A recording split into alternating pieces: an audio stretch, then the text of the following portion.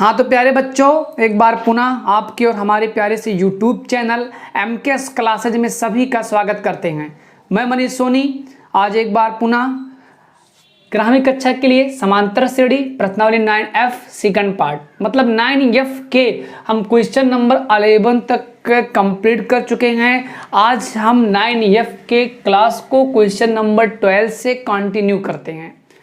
तो चलते हैं। एक बात और मैं आपसे बता दे रहा हूँ कि वीडियो को भाई शेयर करने में कंजूसी ना करें, सभी बच्चों के पास शेयर कर दिया कीजिए। और ये भी बता दे रहा हूँ कि आपके पूरे YouTube में मनोहरे के बुक, चाहे मनोहरे कहिए चाहे हर्षरूप शर्मा कहिए, इनके बुक से कोई नहीं पढ़ा रहा। इकलौता केवल और केवल आपके पास MKS क्लासेज ही एकमात्र विकल्प है जिसमें से आपको हर्षरूप शर्मा की बुक से पढ़ाया जा रहा है। और इस बुक से अगर आप लोग पढ़ लेंगे तो NCERT तो अपने आप कवर ही हो जाएगा। और साथ ही साथ इन फ्यूचर आप अपने कंपटीशन एग्जाम जो कि इंजीनियरिंग लाइन से जुड़ी हुई होंगी वहाँ भी आपको ये बहुत मदद साबित होगा। तो चलते हैं क्वेश्चन नंबर 12 देखते हैं क्या कह रहा है। किसी को कोई दिक्कत हो अगर तो मेरे व्हाट्सएप नंबर से भी हमसे संपर्क कर सकता है जिसका नंबर है 9670203372।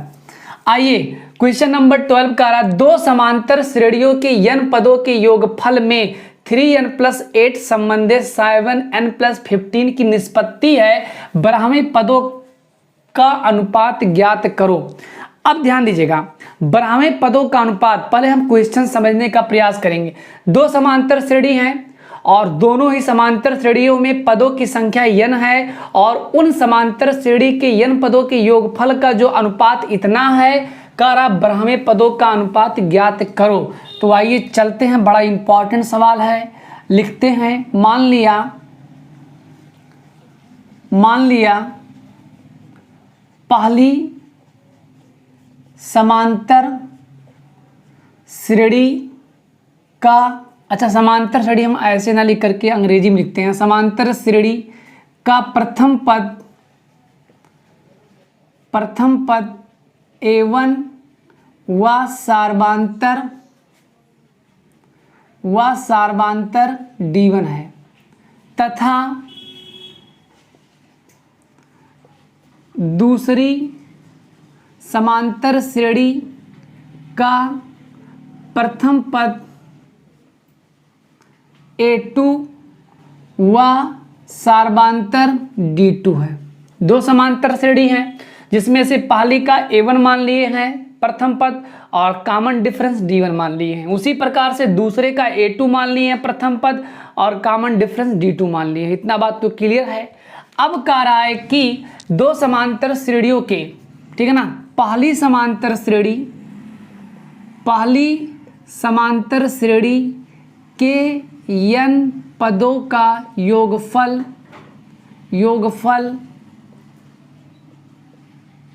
बटे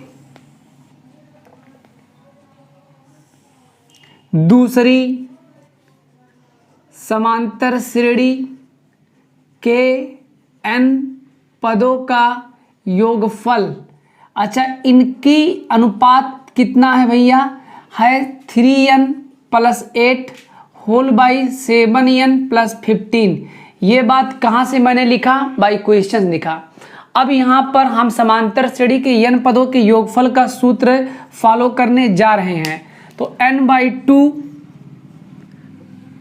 ये तो A1 plus n-1 D1 whole by n/2 A2 plus n-1 D2 equal 3n+8 whole by 7n+15।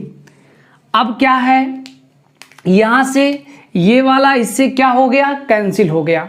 अब हमारे पास क्या बचा, हमारे पास बचा 2A1 plus n-1 D1 whole by 2A2 plus n-1 D2 equal 3n+8 whole by 7n+15।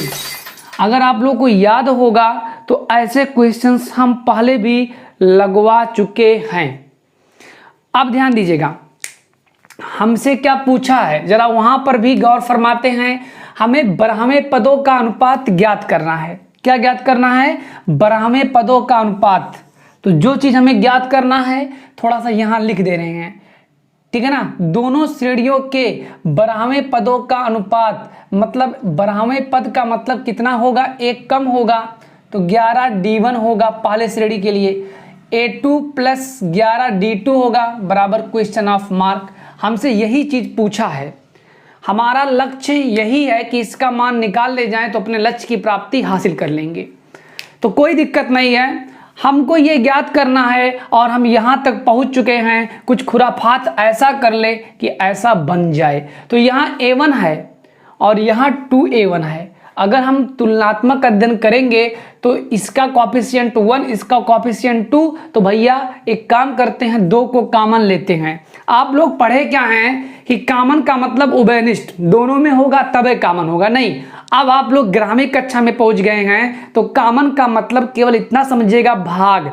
जिस पद में होगा वहां से हट जाएगा और जहां नहीं होगा वहां भाग दे दिया जाएगा। तो हमने 2 कॉमन लिया। क्यों कॉमन लिया? ऐसा बनाने के लिए।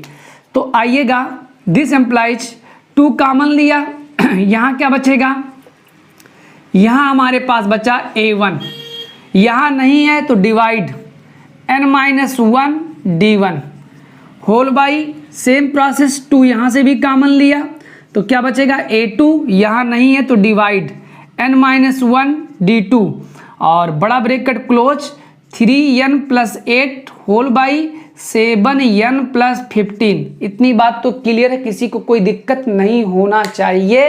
ये भैया मेरा एक बात केवल समझ लीजिए कि दिक्कत नहीं होना चाहिए। मेरे क्लास में आपको, हमारे क्लास में किसी भी प्रकार की कोई समस्या नहीं होनी चाहिए। अगर समस्या है तो मैं हूँ, जब तक मैं हूँ तब तक समस्या नहीं होना चाहिए। अब पहला काम 2 से 2 कैंसिल मैंने कर दिया। अब हमारे पास क्या बचा? हमारे पास बचा क्या?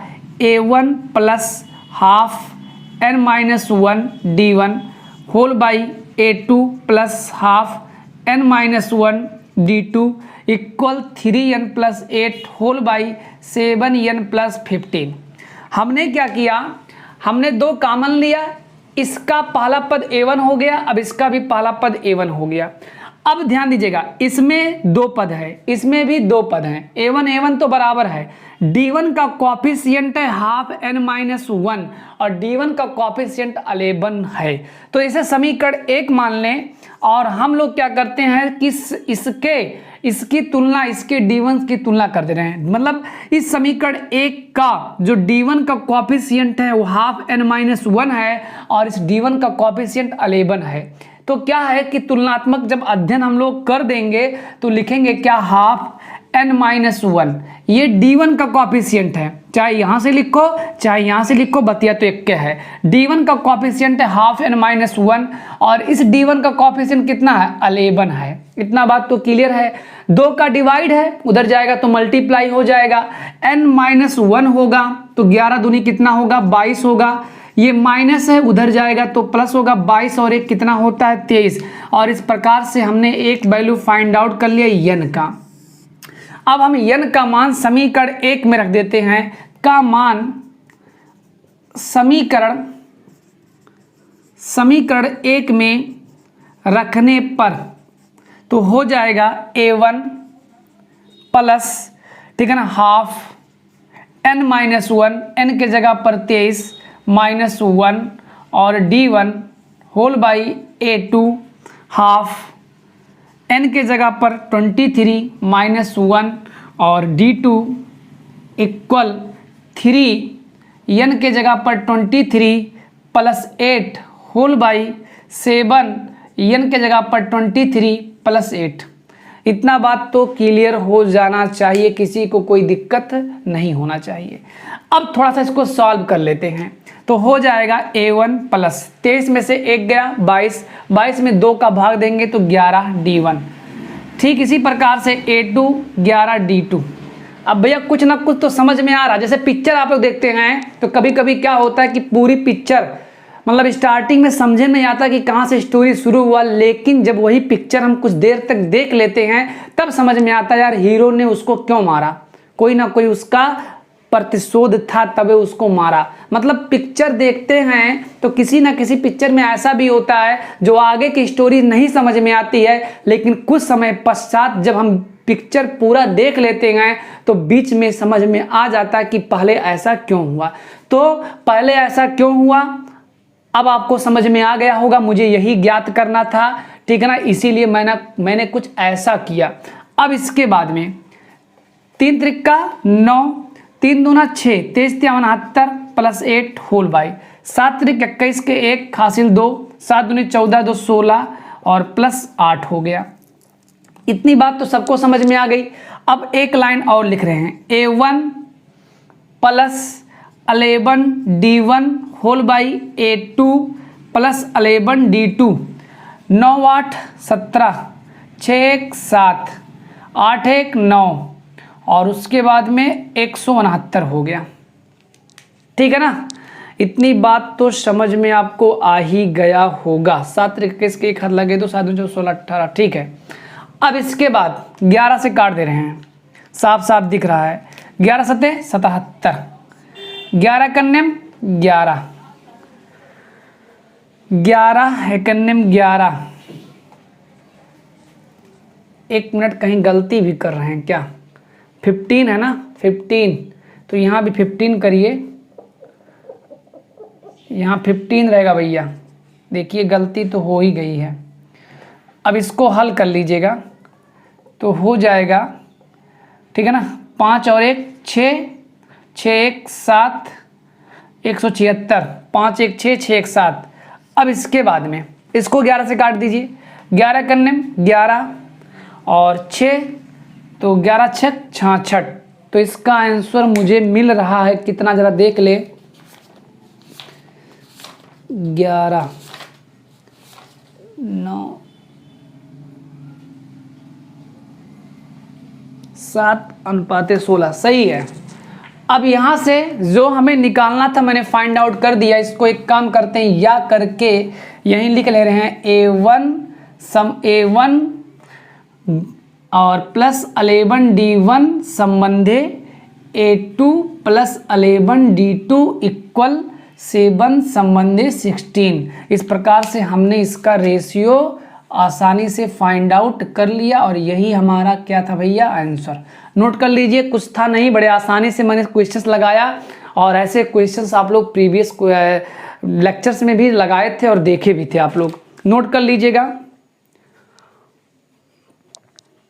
नोट हो गया, मिटा दिया जाए।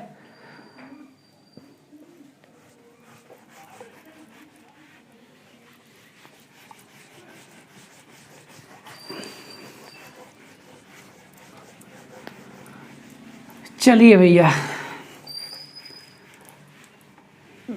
मेन चीज़ क्या है कि हम फिजिक्स भी आप लोग को पढ़ाते, लेकिन क्या है ना, 9th की वीडियो बनाओ, 10th बनाओ, तो अब मेरे पास अभी सुविधाएं उतनी नहीं है। सारा काम मुझे मोबाइल से ही करना पड़ता है। लैपटॉप होता तो काम और जल्दी से हो जाता, क्योंकि इधर वीडियो बनाते, उधर मेरा काम एक्सपोर्टिंग का होता, यूट्यूब पर डालने का होता। लेकिन नहीं, 1 घंटा वीडियो बनाना है मुझे तो 1 घंटा मुझे लगता है नेट पे डालना, ठीक है ना, दुनिया भर का काम होता है।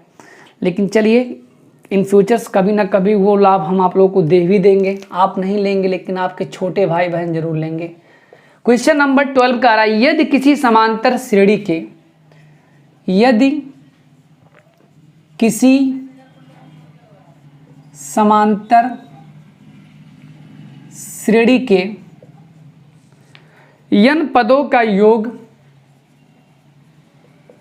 n पदों का योग NP plus half n minus 1 into Q है, ठीक है ना। अब इसके बाद में, सॉरी ये क्वेश्चन नंबर 13 है और उसके बाद कह रहा, जहां P तथा Q अचर हों, जहां P तथा Q अचर हों तो सार्वधांतर ज्ञात करो। तो कोई घबराने की बात नहीं है, ये क्वेश्चंस वास्तव में बहुत इंपॉर्टेंट है और ये टेक्निकल क्वेश्चंस है और ये एनसीईआरटी का भी क्वेश्चंस है, ये भी जान चाहिए। जितने भी एनसीईआरटी के क्वेश्चंस है वो कहीं ना कहीं टेक्निकल होते हैं, उतने आसानी से नहीं लगते हैं, ठीक है ना। तो इसमें थोड़ा दिमाग मुझे खर्च भी करना है ज़्यादा, तो आप लोग भी बेहतर रूप से समझने का प्रयास करेंगे। कारक किसी समांतर श्रेणी, तो मान लेते हैं समांतर श्रेणी एक मान लेते हैं जिसमें पदों की संख्या n है। मान लिया समांतर श्रेणी A1 A2 A3 ... AN है। इतनी बात समझ में आया। एक समांतर श्रेणी है जिसमें पदों की संख्या n है, n पदों का योग कहा है, तब Sn बराबर हो जाएगा A1 plus A2 plus A3 plus ... plus AN। इतना बात समझ में आया। अब चूंकि दिया है, देखिए एक चीज लिखने जा रहा हूं, चूंकि दिया है, क्या दिया है, n पदों का योग Sn बराबर NP plus half n-1 into Q। इसलिए हम Sn के जगह पर लिख सकते हैं, दोनों में से कुछ कॉमन है, n कॉमन ले रहे हैं और साथ ही साथ हाफ भी कॉमन ले रहे हैं। तो देखिए क्या बनने वाला है, n/2, यहाँ तो हाफ था नहीं तो गुणा हो जाएगा तो 2 होगा, n बाहर जा चुका है तो p बचेगा, प्लस हाफ बाहर जा चुका है, n भी बाहर जा चुका है तो क्या बचेगा, n-1 और इंटू Q इक्वल मेरे पास बचा क्या, A1 plus A2 plus A3 plus ... plus AN। हमें सार्वधांतर ज्ञात करना है।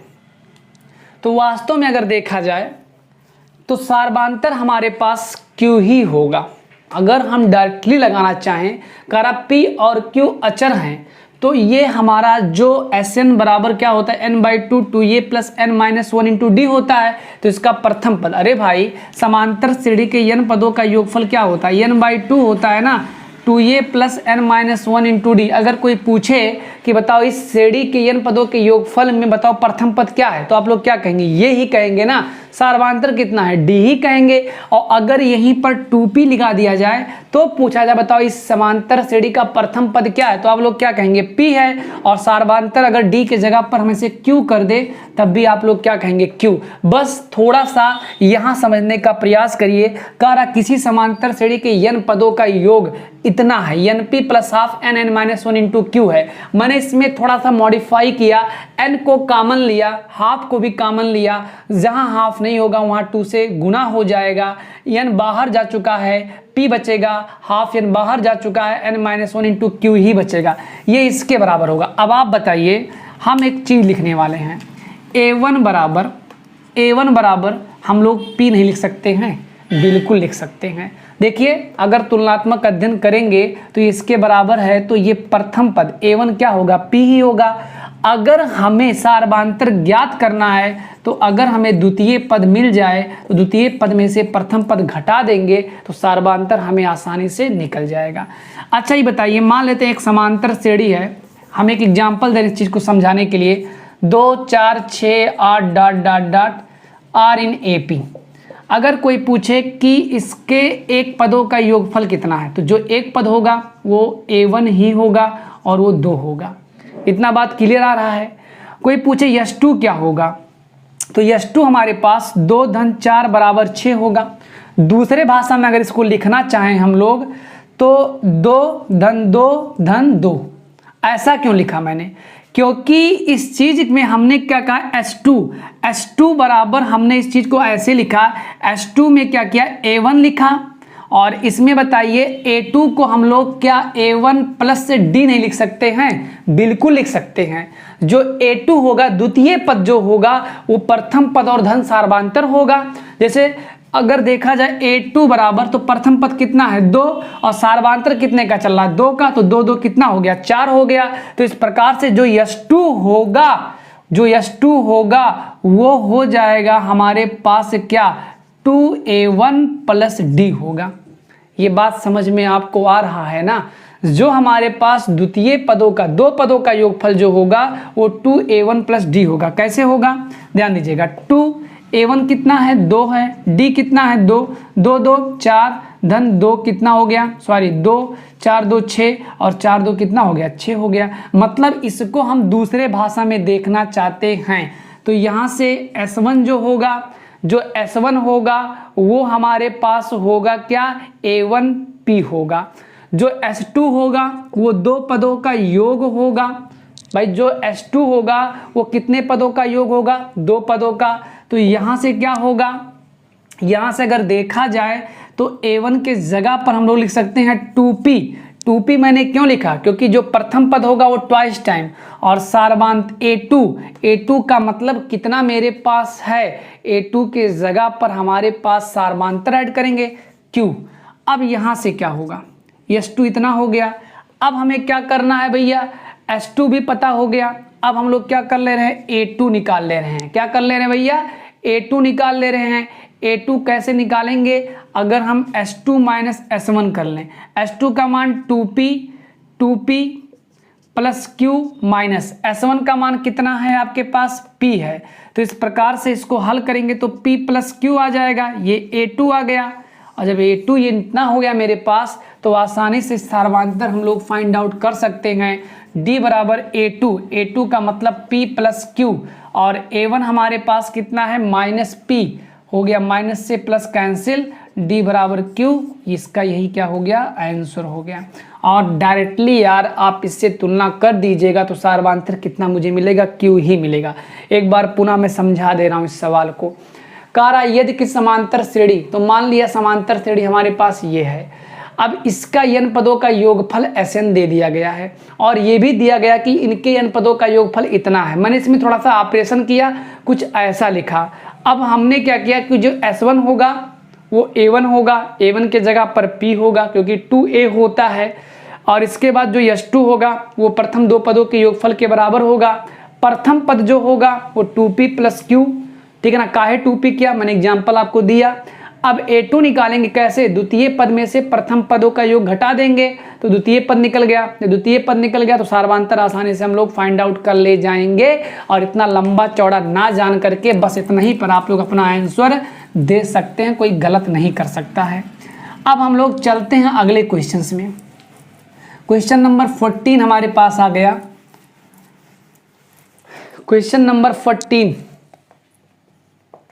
14 नंबर हमारे पास कह रहा यदि किसी समांतर श्रेणी के यम तथा यन पदों के योगफल, यदि किसी समांतर श्रेणी के, यदि किसी समांतर श्रेणी के यम तथा यन पदों के योगफल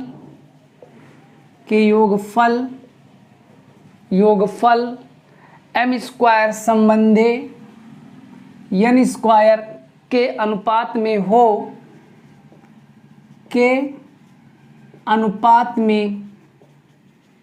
हो तो सिद्ध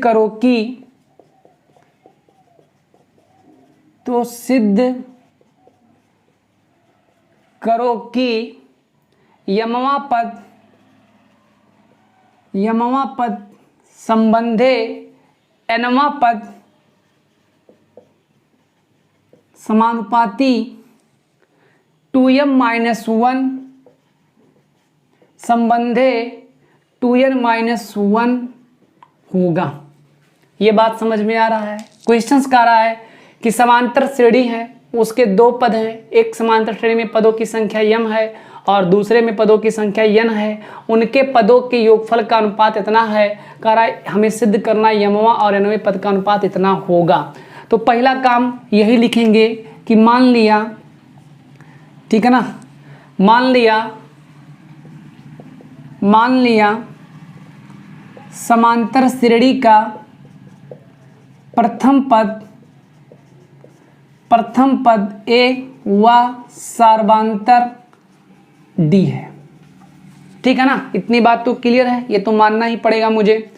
अब कह रहा है कि ठीक है ना, यम तथा एस एम बटे एस एन, एम पदों के योगफल तथा एन पदों के योगफल का अनुपात दिया है m square by n square. कोई दिक्कत नहीं है, एम तथा एन पदों के योगफल का अनुपात एम स्क्वायर संबंधी एन स्क्वायर है, तो समांतर श्रेणी के यम पदों के योगफल का सूत्र फॉलो करेंगे तो n बाई 2 होता है, तो m बाई 2 ये plus m minus 1 into d whole by n by 2a plus n minus 1 into d, और इक्वल कितना दिया है m स्क्वायर बाई में n स्क्वायर। इस 2 से 2 को कैंसिल, इस m को इस m से कैंसिल, इस n को इस n से cancel. At last we get 2a plus m minus 1 d whole by 2a plus n minus 1 into d equal m by n। इतना बात तो क्लियर है, किसी को कोई दिक्कत नहीं होनी चाहिए। अब हम लोग घमासान करने वाले हैं। घमासान का मतलब तिरछा गुणा, क्रॉस मल्टीप्लाई कर दीजिए तो हो जाएगा m, ठीक है ना, 2a plus m minus 1 into d, और इसके बाद में सॉरी यहाँ n कर दीजिए और यहाँ कर दीजिए m 2a plus n minus 1 into D. इतनी बात तो क्लियर है। अब n का अंदर घमासान करिए तो हो जाएगा कितना, हो जाएगा हमारे पास 2an plus nm minus n into D, 2am mn minus m into D. इतनी बात तो सबको समझ में आ गई।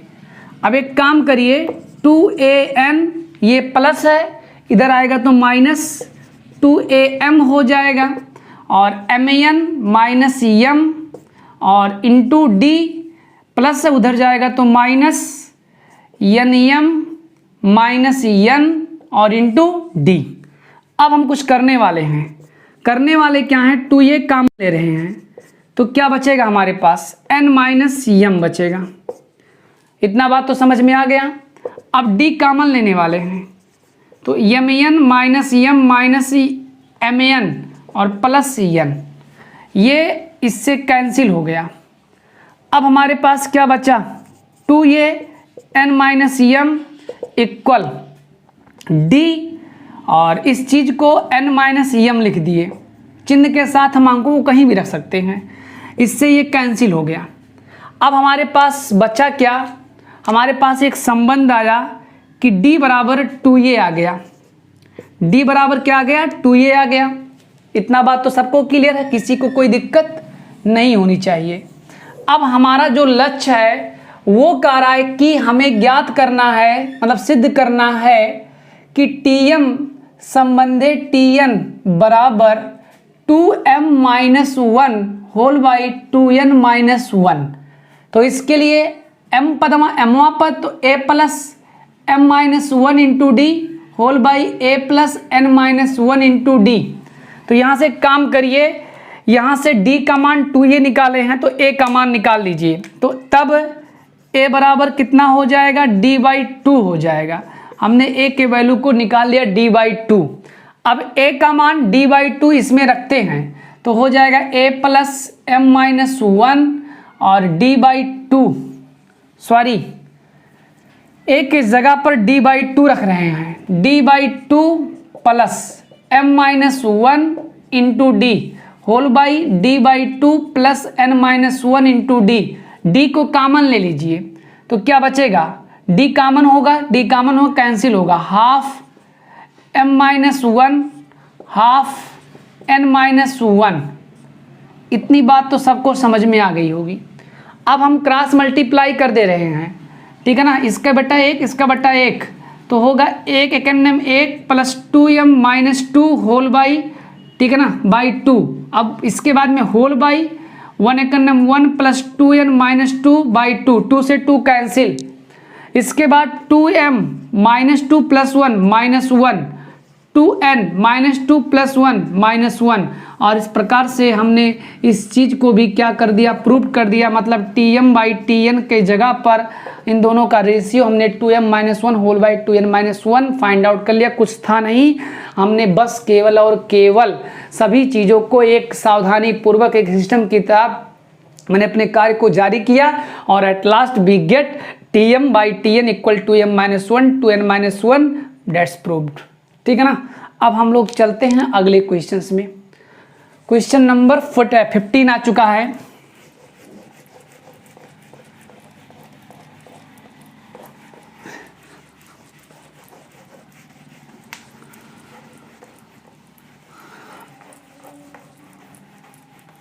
चलिए क्वेश्चन नंबर 15 देखते हैं क्या कह रहा है। कह रहा है कि यदि 1/, ये ठीक है ना, यदि 15 नंबर ये कह रहा है यदि b + c/a, ठीक है ना। और इस क्वेश्चंस को याद भी हो गया, c + a/b और a + b/c समांतर श्रेणी में हैं, समांतर श्रेणी में हैं। तो सिद्ध करो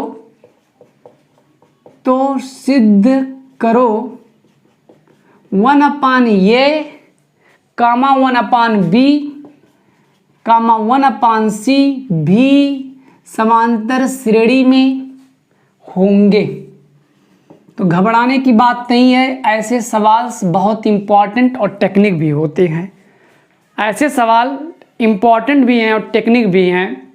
बड़े आसानी से हम लोगों ने पढ़ा समांतर श्रेणी के गुण, और हमने बताया था कि समांतर श्रेणी मान लेते हैं अगर कोई है, उसमें कोई नियत संख्या जोड़ी या घटाई जाए तो भी वह श्रेणी जो प्राप्त होगी नई वाली वह भी समांतर श्रेणी होती है।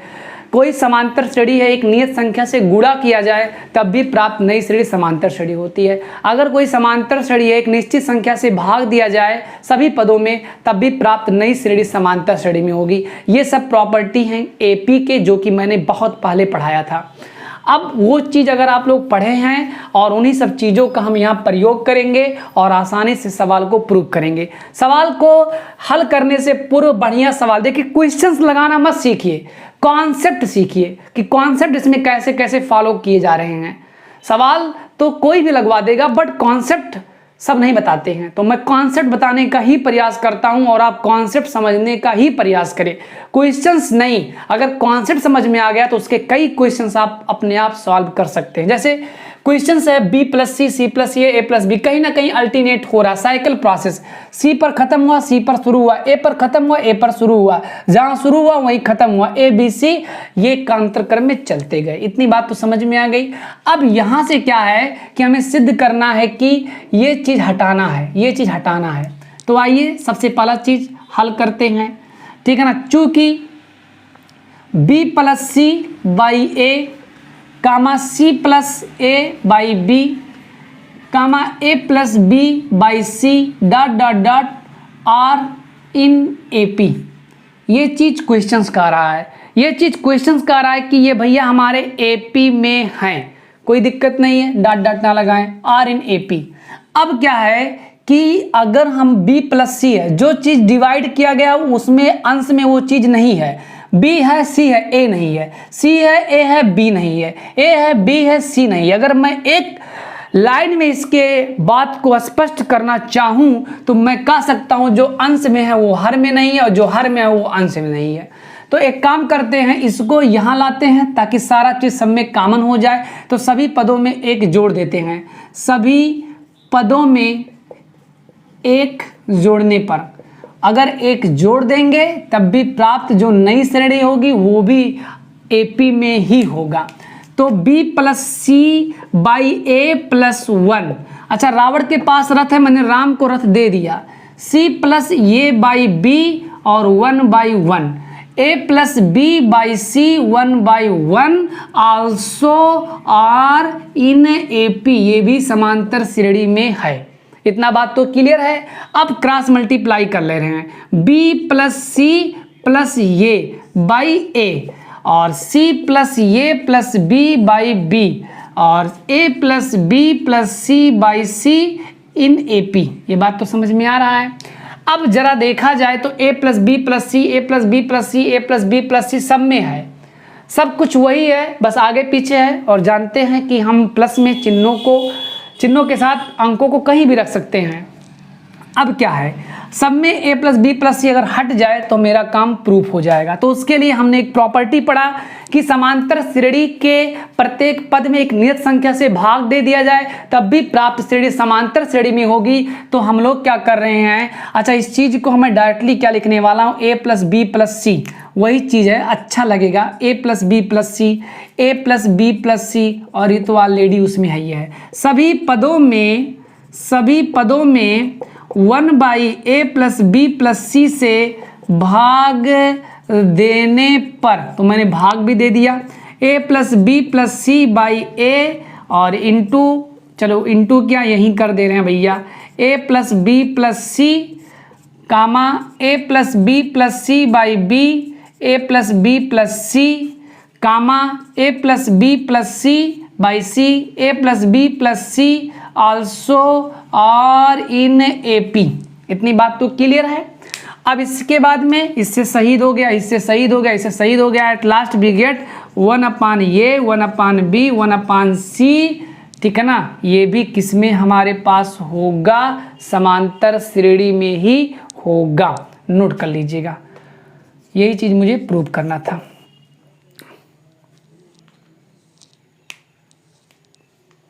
हो गया, चलिए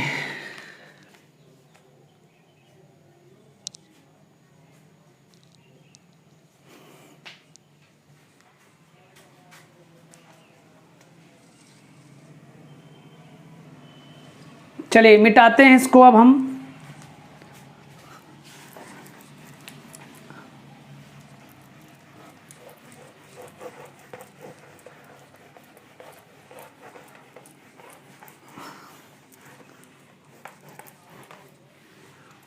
चलिए क्वेश्चन नंबर 15, क्वेश्चन नंबर हमारे पास 15 क्या कह रहा, सॉरी 16 क्या कह रहा है कि यदि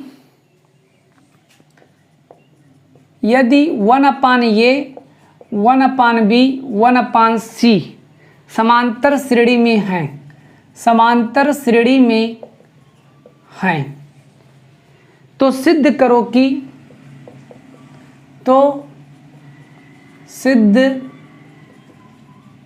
कि b प्लस सी बाई ए और c plus a by B और a plus B by c भी समांतर श्रेणी में, राइटिंग अच्छा नहीं बैठा, समांतर श्रेणी में होंगे।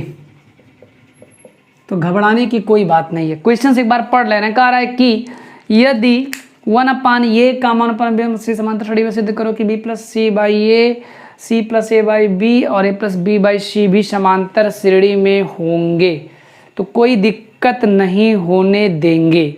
अब वो क्वेश्चंस इसके जस्ट अपोजिट है, बात समझ में आ रहा ना, जस्ट अपोजिट वो क्वेश्चंस जो इसके पहले हमने लगाया। आइए हल कर लेते हैं। कह रहा 1 अपान ए कामा 1 अपान बी कामा 1 अपान सी, ये आर इन ए पी है, इसमें किसी को कोई संदेह नहीं है। ये क्वेश्चंस कह रहा डाट डाट क्या करने के लिए, आर इन ए पी समांतर श्रेणी में है, हमें दिखाना है बी प्लस सी। हर में तो कुछ है ये नहीं है, देखिए हर में कुछ है क्या, कुछ नहीं है। तो एक काम करते हैं, हमको यहाँ सभी पदों में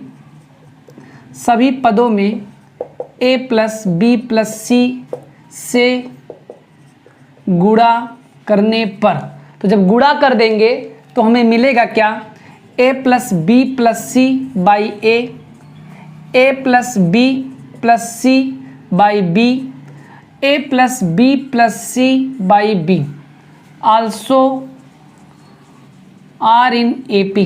इतनी बात तो क्लियर है। हमें दिखाना है ये चीज़, हमारे पास 3 पद हैं, तो यहाँ 2 पद लाना है, एक पद हटाना है, पहले पद में से ए हटाना है तो घटाना है।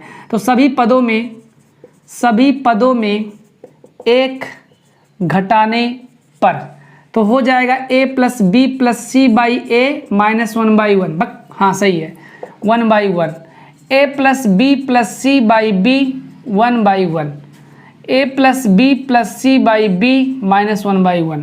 क्रॉस मल्टीप्लाई कर दीजिए, a plus B plus c minus a by a, a plus B plus c minus b by b, a plus B plus c minus b by B.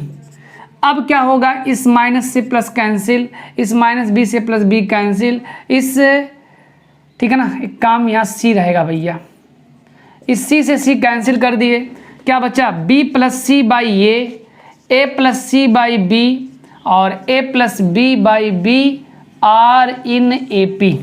जो चीज़ मुझे दिखाना था मैंने प्रूव कर लिया। पहला काम, सभी पदों में a plus B plus C से गुना कर दिया, उसके बाद आवश्यकता के अनुसार 1 घटा दिए और लास्ट में हमें जो दिखाना था मैं वो भी दिखा दिया। अब हमारा जो अगला क्वेश्चन होगा 17, वो हम आपको अगले वीडियो में प्रोवाइड करवाएंगे। वीडियो अच्छा लगा होगा तो लाइक शेयर सब्सक्राइब करना ना भूलिए। तब तक के लिए सभी दोस्तों से नमस्कार।